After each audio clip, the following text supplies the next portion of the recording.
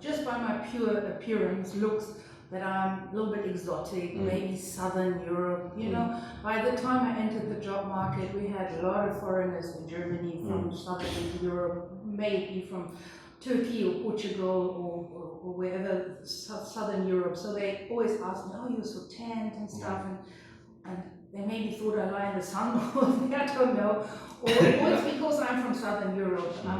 They didn't see me as a person, a biracial person. They didn't think that I had African roots.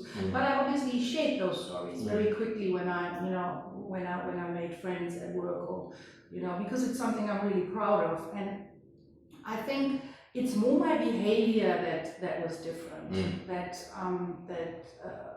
But it was, people were, I guess, interested in me, curious to find out more about who I really was. I didn't feel discriminated at all. At all. Definitely not for my skin color. And as my gender is concerned, yeah, I mean, I'm a woman like so many more. And in Germany, I believe most graduates are females, but then you don't find them in the boardrooms of those corporate companies.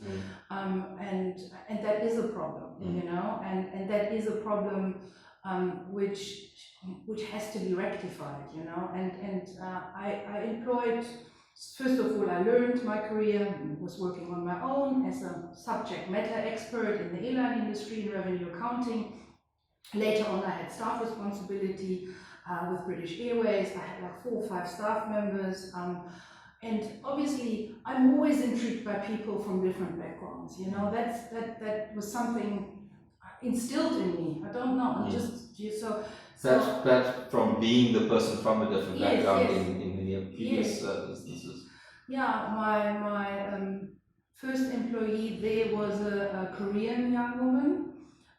Then there was a German woman, another woman though, and later, as I was allowed to have a third person on the team, it was an Indian gentleman who lived in Germany. But the airline industry is also very international, so it's not frowned upon, it's pretty normal.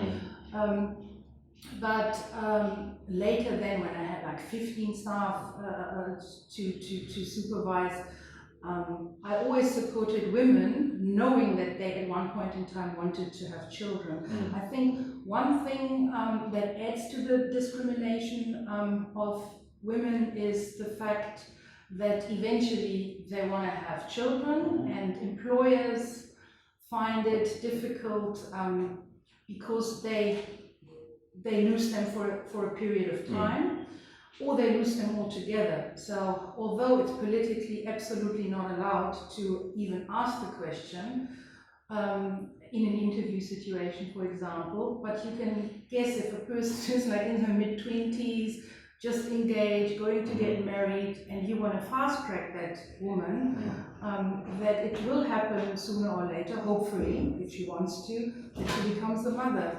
And that is obviously hindering the career trajectory, and that is also why you don't find them in the boardrooms later, because there is none to very, very little support from the system.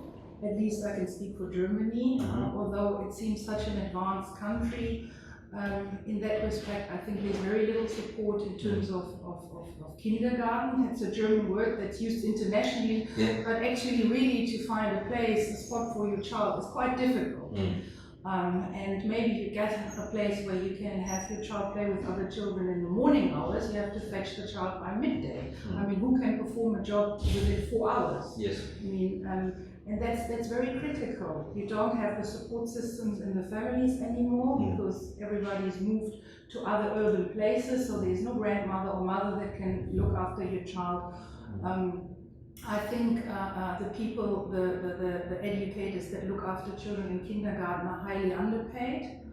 And I think if you would really want more children to be born, and Germany is a dying nation, so there should be a vested interest for them to support that. You must facilitate that process, and you must help women to get out of this dilemma to having to choose between a job or between a career or a child. And then by now you can obviously share your maternity leave between the husband and wife, and he can take a turn, she can take a turn. but that has changed, and that's a good thing.